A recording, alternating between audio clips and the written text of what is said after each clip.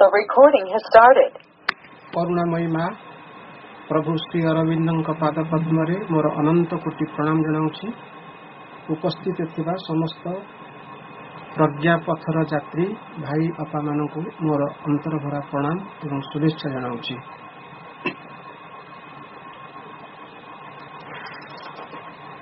जो विषय वस्तु पर आलोचना टी जारी रखुचे ता होची जोग होची निजको सचेतन भाव में अनुसंधान करिवार कला। वास्तविकता को देखा गले ए गोटे रिसर्च लेवल रो कार्य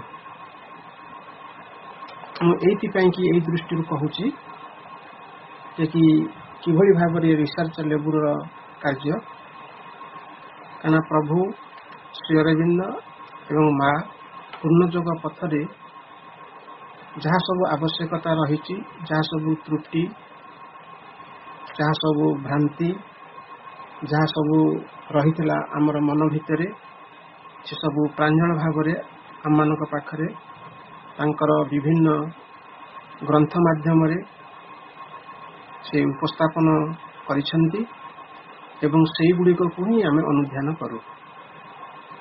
जमती यूनिवर्सिटी रे पिला माने रिसर्च करती रिसर्चर अर्थ है रिसर्च जहाँ को जो वैज्ञानिक माने आगुरु आविष्कार करिसेंती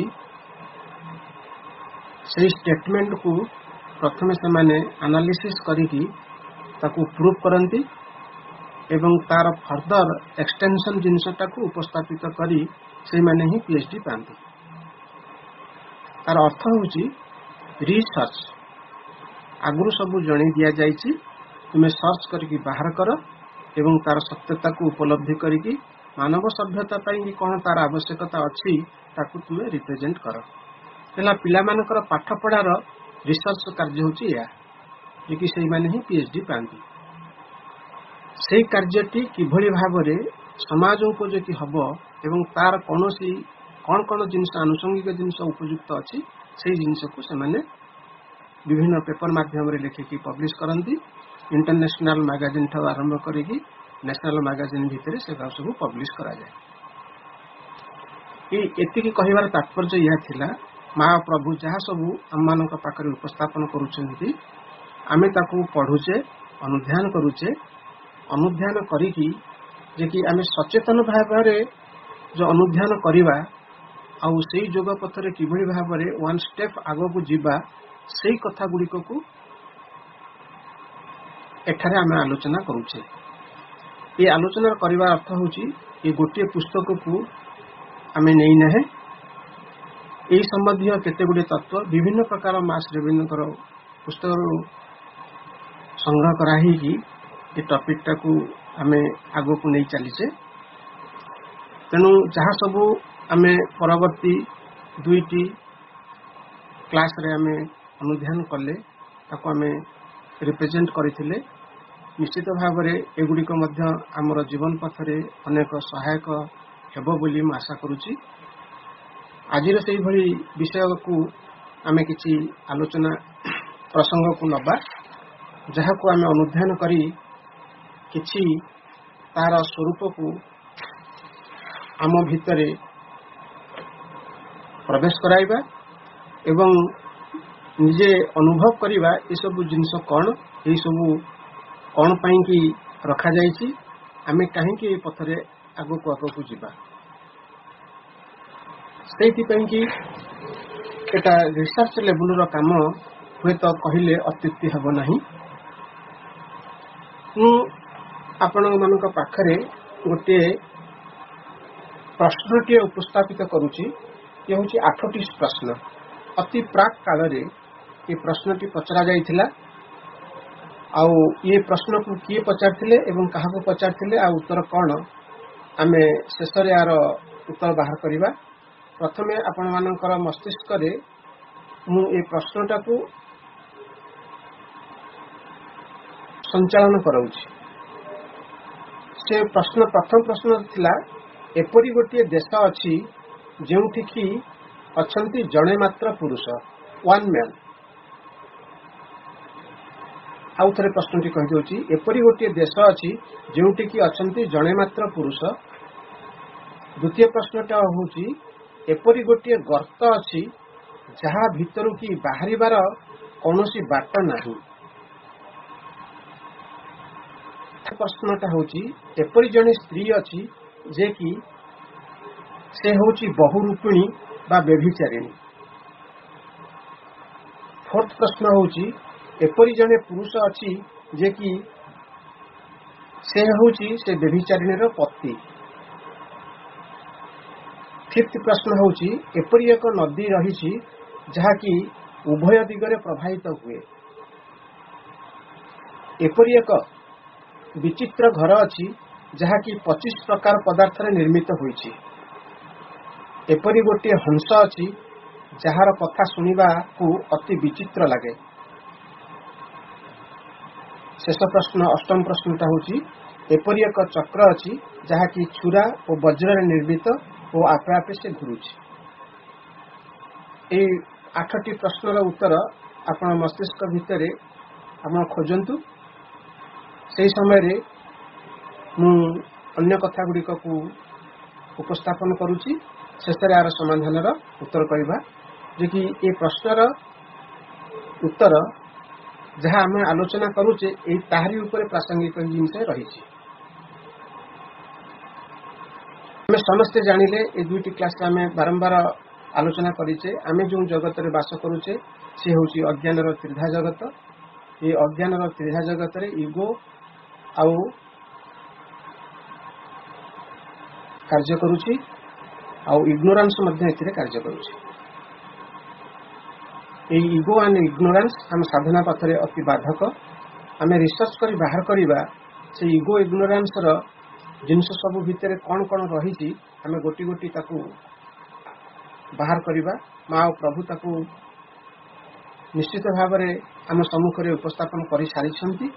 आम केवल अध्ययन करवा तार एफेक्ट गुड़ाक कौन कौन आम उपर पड़ुची से विषय आम जानवा प्रचेषा जारी रखा।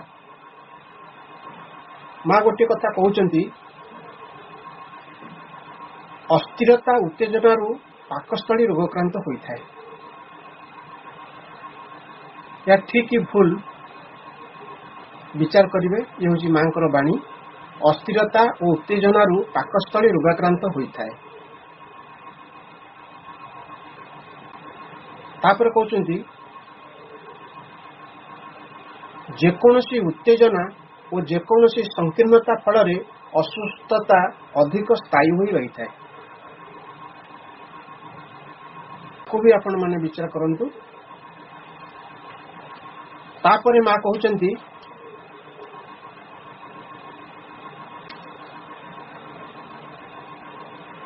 नानाविध भय और बासना एवं दाबी पूर्ण भाव रही नानाविध आवश्यकता विषय अतिशय भाव में उद्विग्न रोते यह द्वारा आंतरिकता पूर्ण उत्सर्गीकरण हो पार नहीं।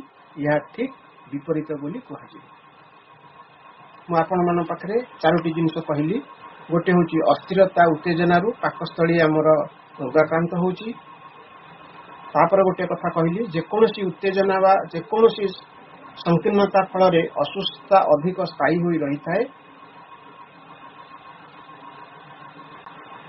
तापर कथाटा कहली नानाविध भय बासना एवं दाबी पूर्ण भाव रही नानाविध आवश्यकता विषय अतिशय भाव में उद्विग्न रोते यह द्वारा आंतरिकता पूर्ण उत्सर्गीकरण हो पार नहीं। यह ठीक विपरीत बोली कहुए। तेणु आम जहाँ सब आलोचना करिचे ताहारी ये अंतर्गत जो भाव में आम अनेक कोषाणु आम भितर रही। ये कोषाणु गुड़िक जो तैयारी करने बहुत समय लगी। आउ ये समय भितर देखी गति करी माने आमे आज मानव सभ्यता रे आमे उपस्थित होइचे। वैज्ञानिक माने परीक्षा करी देखी 30 ट्रिलियन कोषाणु गुड़िक आम भितर रही एवं प्रत्येक दिन किसी नष्ट होती प्रत्येक दिन किसी तैयारी होती। ଏଇ ମାଙ୍କର ଏ ତିନୋଟି ବାଣୀ ଏବଂ ତା ସାଙ୍ଗରେ ମୁଁ ଆଉ ଯୋଡୁଛି ଯେ କି ସଂଶୟ ହେଉଛି ଗୋଟିଏ ବିଷ ଏବଂ ତାହା ବିନ୍ଦୁ ବିନ୍ଦୁ କରି ତୁମର ଆତ୍ମାକୁ ଖାଇଯିବାରେ ଲାଗିଥିବ। ତେଣୁ ଏ ସଂଶୟ ଯୋଉ ଡାଉଟ୍ ଅଛି ଏ ଡାଉଟ୍ ବିଷୟରେ ବି ଆମେ କିଛି ଆଲୋଚନା କରିବା। ତାପରେ ହେଉଛି ନୈରାଶ୍ୟ ହେଉଛି ସବୁଠାରୁ ଅଧିକ ଅନିଷ୍ଟ କରୁଥିବା ଗୋଟିଏ ରୋଗ। ରୋଗରୁ ମୁକ୍ତି ଲାଭ ପାଇଁ ଯେତିକି ଶକ୍ତି ପ୍ରୟୋଗ କରୁଥାଉ ଠିକ୍ ସେତିକି ଶକ୍ତି ପ୍ରୟୋଜନ ହିଁ ନୈରାଶ୍ୟର ପ୍ରତ୍ୟାଖ୍ୟାନ କରିବାକୁ ପଡ଼େ। ତାପରେ ଆଉ ଗୋଟିଏ ବାଣୀ ଆପଣମାନଙ୍କ ପାଖରେ ଉପସ୍ଥାପନ କରୁଛି। ନୈରାଶ୍ୟ ଆମକୁ ଯାବତୀୟ ମନ୍ଦ ପ୍ରରୋଚନା ହିଁ ଆଣିଦେଇଥାଏ। ନୈରାଶ୍ୟ ହେତୁ ହିଁ ସ୍ୱାସ୍ଥ୍ୟ ଖରାପ ହୋଇଥାଏ। ତେଣୁ ଏଇସବୁ ଜିନିଷ ଆମ ପାଖରେ ଯୋଉ ଆସି ପହଞ୍ଚିଛି ସେଗୁଡ଼ିକ ଠାରୁ ଆମେ କିଭଳି ଭାବରେ ନିସ୍ତାର ପାଇବା, ଆମର କୋଷାଣୁ ଗୁଡ଼ିକକୁ ଏମାନେ କିଭଳି ଭାବରେ ନଷ୍ଟ କରିଦେଉଛନ୍ତି, ଆମକୁ ଯାବତୀୟ ରୋଗର ଆକ୍ରାନ୍ତରେ ପକାଉଛନ୍ତି, ଆମ ଶରୀର ଧୀରେ ଧୀରେ ଧୀରେ ଡିକେ ହେଇ ଚାଲିଛି, ବିନଷ୍ଟ ହେଇ ଚାଲିଛି। ଯଦି ଆମେ କୁହାଯିବା ଆମ ଶରୀର ହେଉଛି ଗୋଟିଏ ଅଜ୍ଞାନର ଜଗତ ଭିତରେ ଆର ରୁଲ୍ ହେଉଛି ବାର୍ଥ, ଗ୍ରୋଥ, ଡିକେ, ଡେଥ୍। এই ବାର୍ଥ, ଗ୍ରୋଥ, ଡିକେ, ଡେଥକୁ କିଭଳି ଭାବରେ ଓଭରଟେକ୍ କରିପାରିବା ତାକୁ ମା ଶ୍ରୀ ଅରବିନ୍ଦ ଆମମାନଙ୍କ ପାଖରେ ଉପସ୍ଥାପନ କରିସାରିଛନ୍ତି ଏବଂ ସେଗୁଡ଼ିକକୁ ଆମେ ପର୍ଯ୍ୟାୟକ୍ରମେ ଆଲୋଚନା କରି କରି ଆମେ ଯାଉଛେ।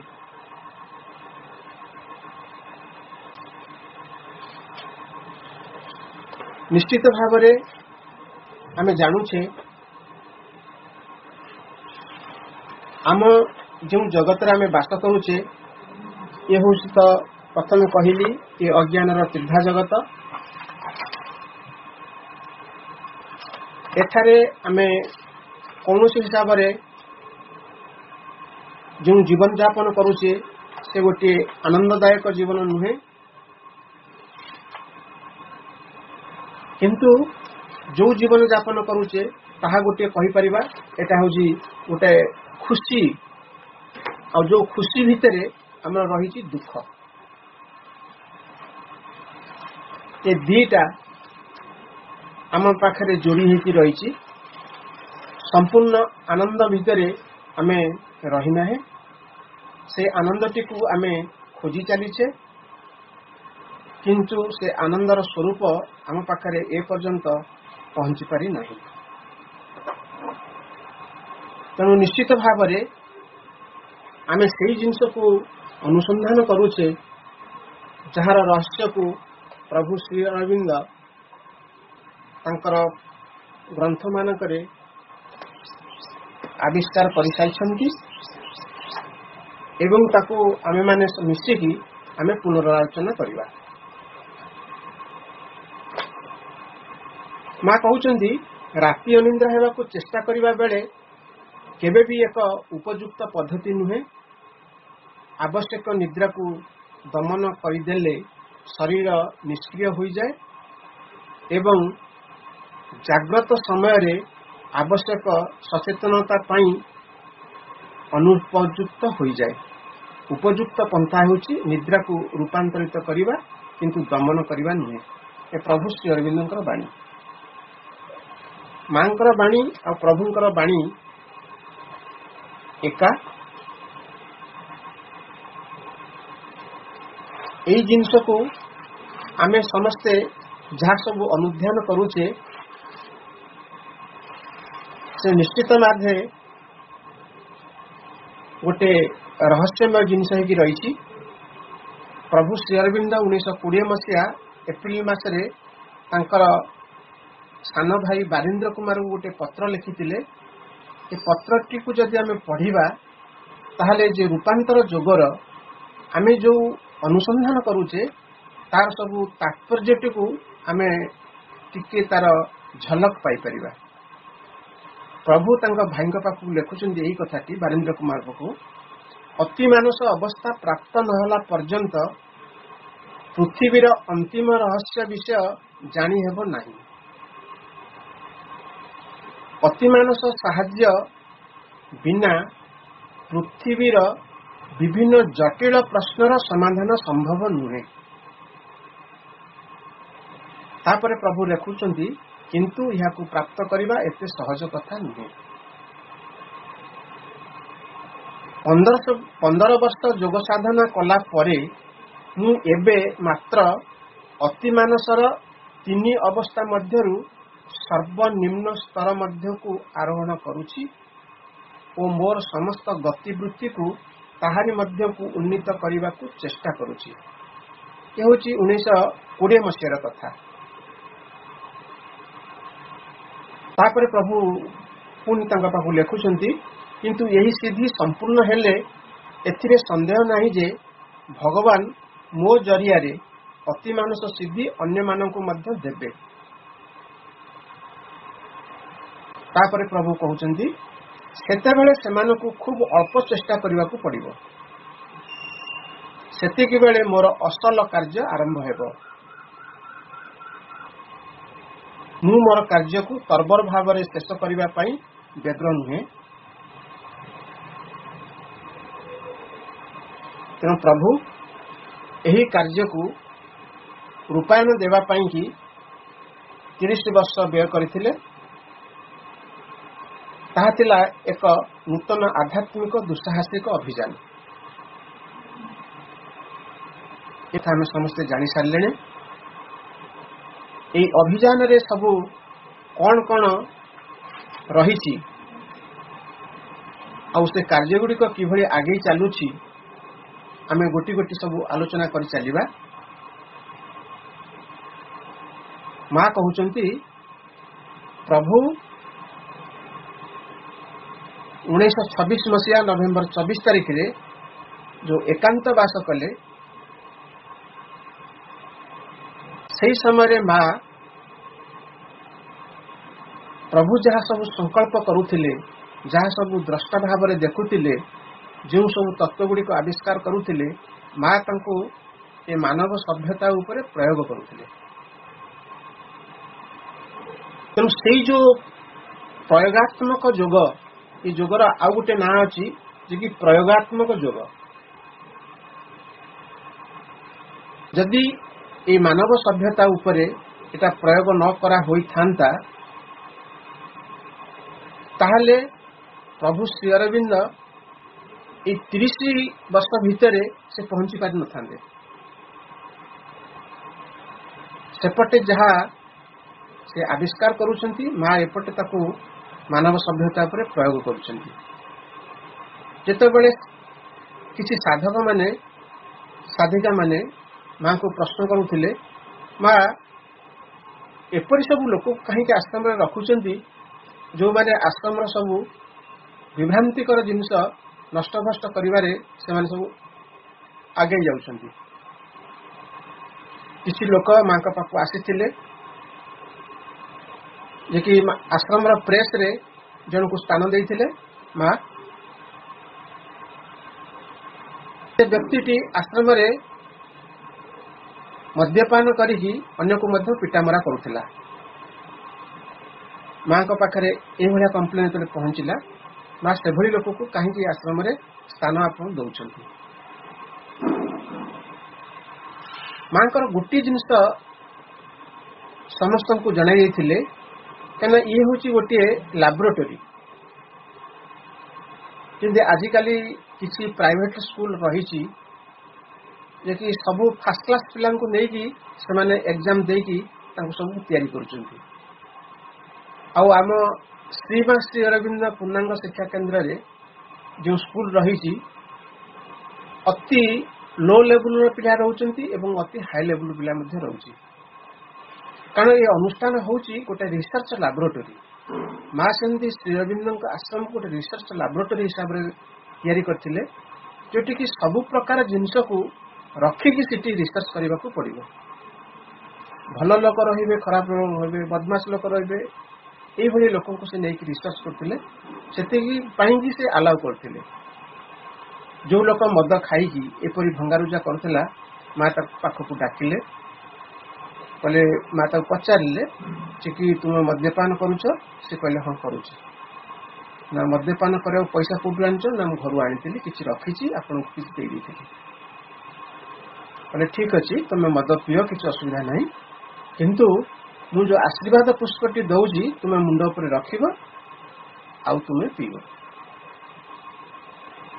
केबे भूलिब नहीं से कले प्रथम कले से आशीर्वाद पुष्प को मुंड उपर थोइले मद ग्लास टाक पाटे नहीं पीवा बेले से रुचिला नहीं से मद आ रुचिला नहीं किछि दिन पर माँ को आसी कहले कि माँ मु आ मद पीऊ नहीं आउ से दुकान बाटे भी मु जाऊ नहीं माँ कहले नहीं से दुकान बाटे भी जीव ये आशीर्वाद पुष्प टी मुंड उपर रखिकी से दुकान बाटे देखी जीव से प्रैक्टिस कले एवं शेष आसी कहले कहले माँ मुझे दुकान को भी जाऊँगी से बाट भी जाऊँगी किंतु मु मद खाऊ नहीं मोर कहबार तात्पर्य थिला या जे कि माँ को रूट रु को जिनस को से उपाड़ी फोपाड़ू तेणु रिसर्च काम है यहाँ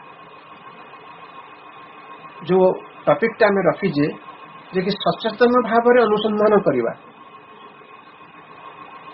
सचेतन भाव में अनुसंधान करवाटा हूँ गोटे कला जे कि हूँ हूँ हो गला कि से जिनस नुहे तेणु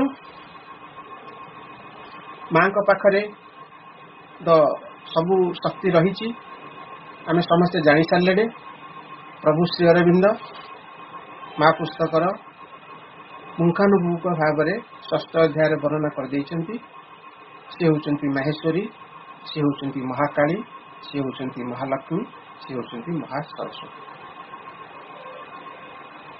सबू शक्ति को से एकजुट करिकी ये गोटे नूतन जुगर सृष्टिर नूतन जुगर निर्माण रे से वर्तमान व्यवहार करुछंती तेणु आमर एठारे संदेह करिवार किछि नहीं कि आश्चर्य होबार मध्य किछि नहीं मांकर ये हूँ कार्य कारण से होती सृष्टिकारिणी शक्ति से किभली भाव में यह तैयारी करुछंती आउ किभली भाव में को जगार आमको नहीं पहुंचेबे आम से विषय रे किछि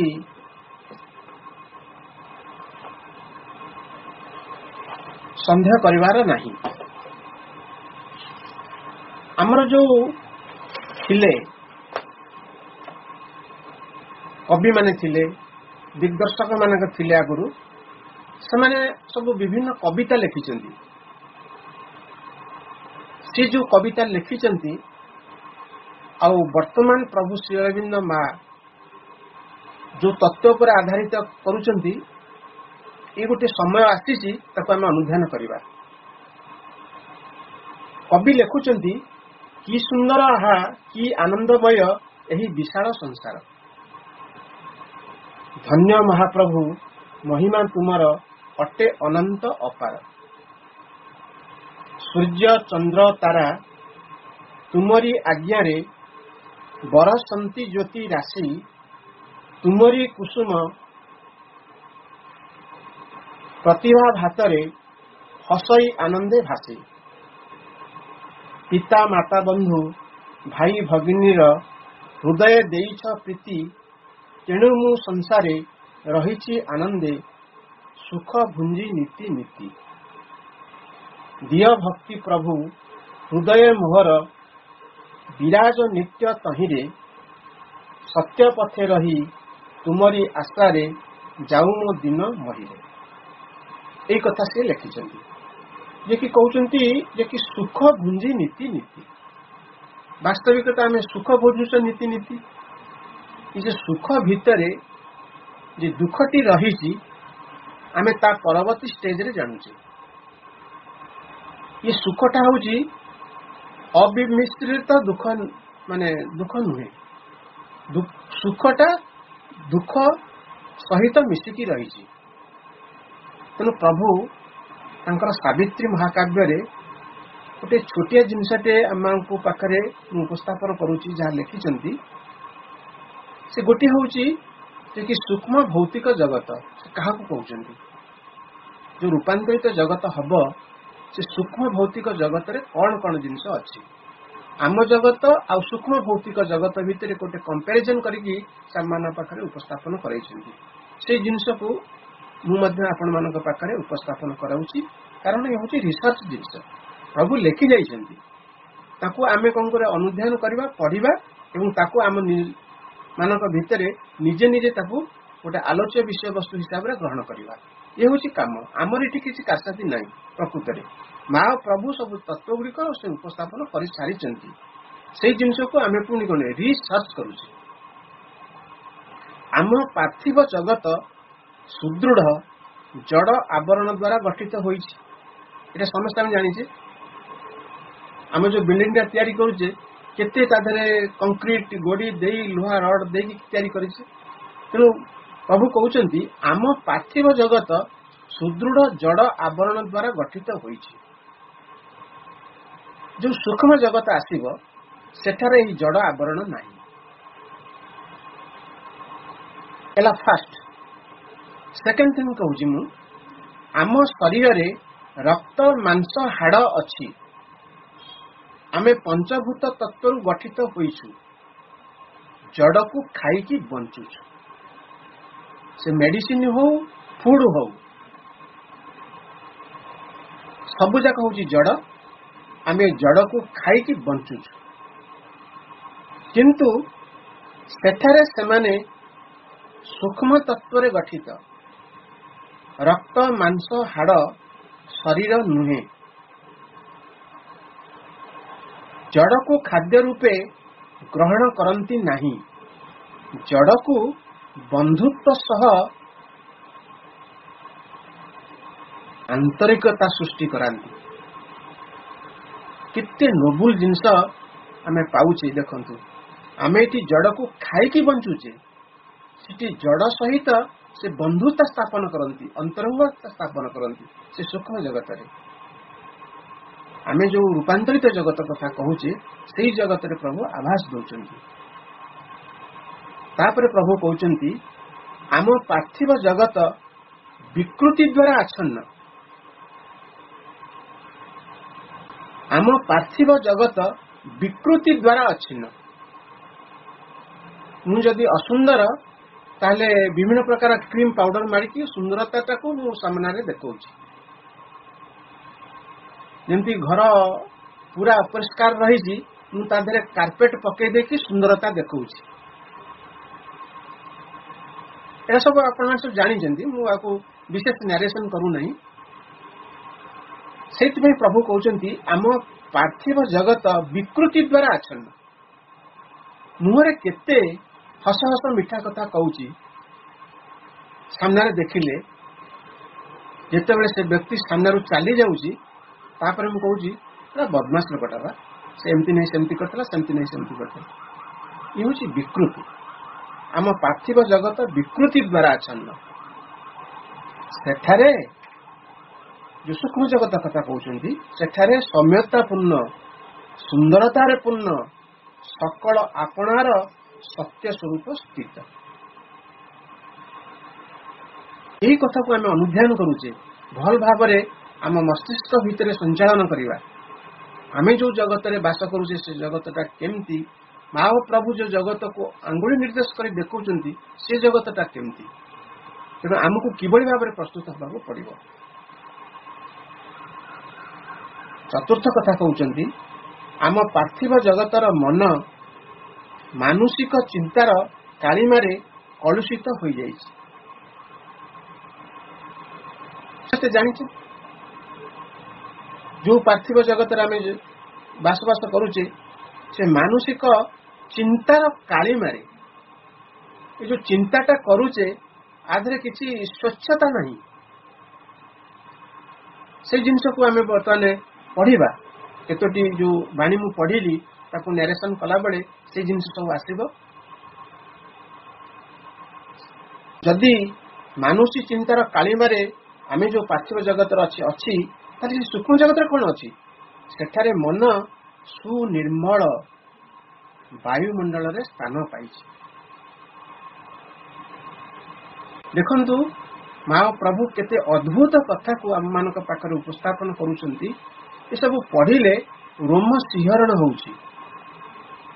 आमे जो जगत रे बास करूचे केते अज्ञानता पूर्ण केते अंधकार पूर्ण केते अहंपूर्ण जगत रे आमे बास करूचे आ निजको केते महान केते बड़ केते ज्ञानी केते स्वच्छतार अच्छे बोली निजको आमे कृत्रिमता देखेगी आमे अन्य मानक पाखरे निजको उपस्थापन करूचे किंतु वास्तविकता आमे ताहा नुहे।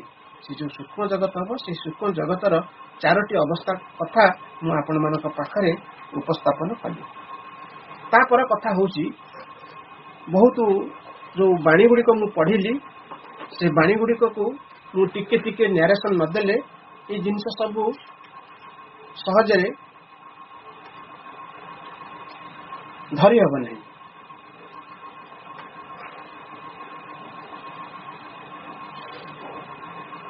गोटे बाणी पढ़ी संशय होउची गोटे विष एवं ताहा बिंदु बिंदु करी तुमर आत्मा को खाई जीवारे लागिथिबो। तापरे मां कहउचंती संशय आम अग्रगति पथरे गोटे गोटे परम शत्रु। संशय आम जहाँ कहचे डाउट ये मनीष तो बंची समस्त समस्त को डाउट करुचंती। जमते डाउट बिना ये संसार का जमी चलू नहीं। बाप पुओ को डाउट करुची पुओ बाप को डाउट करुची स्त्री स्वामी की डाउट करुची स्त्री स्वामी स्त्री की मध्य डाउट करुची प्रेमिका प्रेमिका को डाउट करुची प्रेमिका प्रेमिका को भी डाउट करुची। जमती डाउट नथिले जमती अग्रगति नहीं। से करुची ए डाउट करिवार काम होची तार बुद्धिर प्रखरता। माँ तो प्रभु कहीदेले माँ बही माँ पुस्तक कहीदेले कि तुम जो सब आइडिया गुड़ाक अच्छी आइडिया गुड़ा सब काढ़ दिया किंतु आमे आइडिया को लेकिन तो बंचुचु काढ़ू केमती। अरे मोर बेसी आइडिया तुम बेसी कम आइडिया कहना मो आइडियाटा अच्छी बोली ये संसारटा चली मु बुद्धिया बोली संसार को चलई नेउची तुम्हें तो निर्बुद्धिया संसार कोउठ डिबी जाइतिरा सेती बेले के भाबुची ये संसार मालिक भगवान बोली भगवान ही चलाउचंती।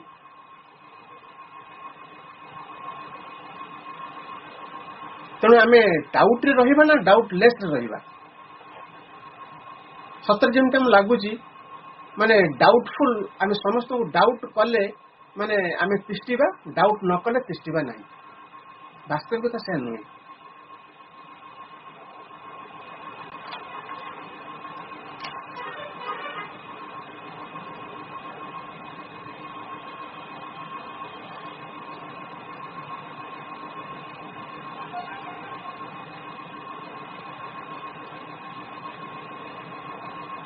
जदि कौन सी जगह गोटे भूल काम हो जाउछि से अनुष्ठान गोटे भूल काम हो व्यक्तिगत भाव में भूल काम हो किंबा कौन सी जगह गोटे भूल भटका कार्य हेची हमें जानूचे एटा भूल काम होची से जगह जदि कौन सी ठारे भूल कार्य हो जाउछि बा कौन सी भूल हो जाउछि से क्षेत्र रे क्रोध धैर्यहीनता एवं अश्रद्धार जावतीय अंतर्गत तथा बाह्य गति स्पंदन को अवश्य परिहार करने को पड़ो।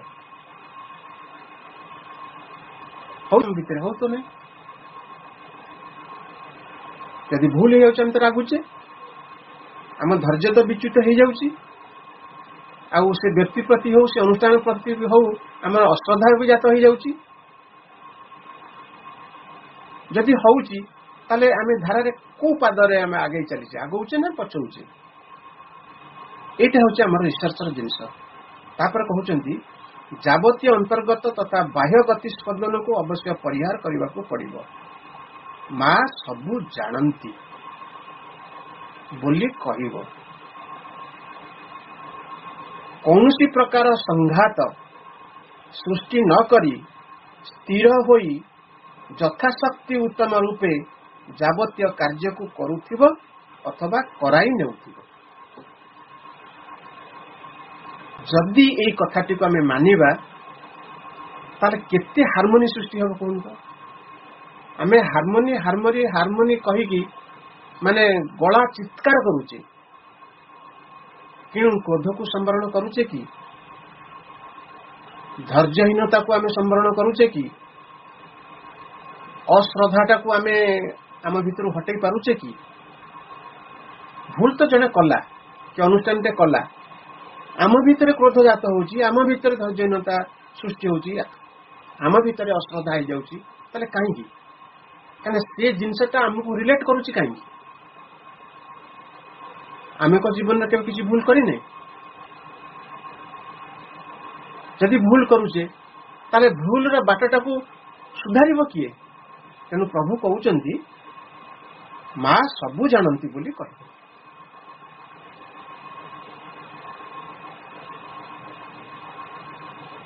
कौनसी प्रकार संघात सृष्टि न करी स्थिर होई यथाशक्ति उत्तम रूपे जावतीय कार्य को करुथिबो अथवा कराई नेउथिबो यदि एगुड़े सब अच्छी ताहले कौन करिबा आमे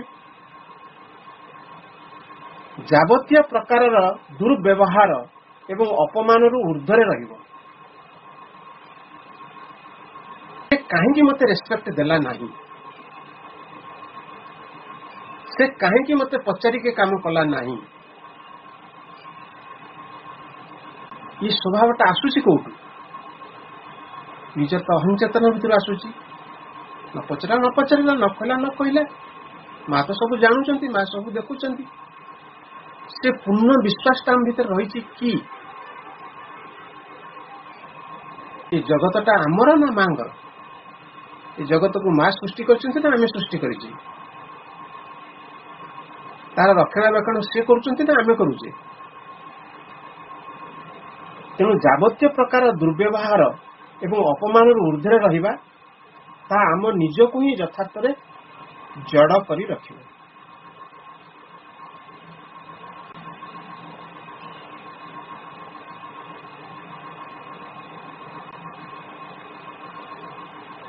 जदि आमे न रहिबा ये अपमान आ दुर्व्यवहार आमे जदि घुंचिकी न रहिबा से कौन करिवो ना आमको पुणी से जड़ अवस्था रे रखिबो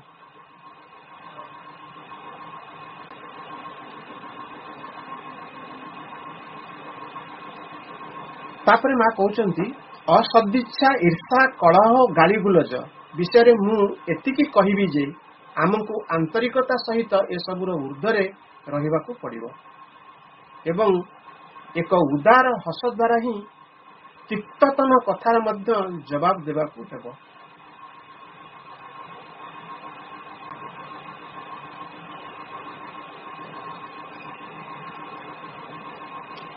केमती आम जवाब देबा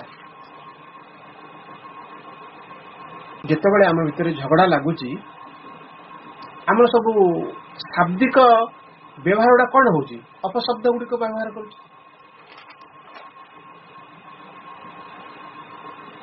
जो अवस्था को आमको तिक्त भावता सृष्टि करुची से तिक्त भाव को आम कौन करवा उदार हस द्वारा आम ताको बहिष्कार करदे जस्ट ए स्माइल स्माइल तो आमर स्टोर रूम रु माने एकदम एम्प्टी हो जाए आम स्टोर रूम रे स्माइल बोली जिनस किसी ना जदि कौन कारण रु आम कौन पदक्षेप नबाकू जाऊे सिटी कार्य प्रथम आसी किए रोल करुच्ची असहिष्णुता करुच्ची ईर्षा करुच्ची कलह करुच्ची गाली गुलज करुच्ची ये सब जिनस आम यूज करुचे किंतु माँ कहते जे कि उदार हस द्वारा ही तिक्ततम कथार मध्य जवाब देबाकू हेबो जहाँ सब तिक्ततम से कथा को जवाब दब तो उदाहरण स्वरूप ट्रेन में जाउथिला बेले माने निश्चित भाव में सीट रे एडजस्टमेंट हुए कार गोटे एक्स्ट्रा गेस्ट आई जाइए कि पुटे झीटे आसी जाइए कि कुणिया धरिकी माने आउ जन दी जन आसी जाइए ना ये सीट टाकू मु रिजर्व सीट मोर इठी केही बसी पारिबे नाही किंबा ये सीट मोर जार अछि आरि तळे मो लगेज रखिबी आ तळे अन्य केही लोक रखि पारिबे नाही सेउटू झगड़ाटा आरंभ हुए एमती गोटे इनसीडेंस कथा कहूची जो इनसीडेंस रे कोन हेजी गोटे झीवटीए झगड़ा स्थल आसी कहउछंती से रिक्वेस्ट करूची अदर पार्टी को कहला भौणी आउ आमन को तुम भौणी बड़ा टिके देख तुम देखंत ताल तुम भौणी जदि आसता तुम कौन तुम पाखे बसानी आम केते समय जीवा खूब अल्प समय तो जीवा तापर तक ओल्हे कि कुआडे चल जीवा ये जो भौणी शब्दटा कहला भितरे सांगे सांगे जे झगड़ाटे करुले से नरमी गले एवं टिके पाखे जाकि सीटा देले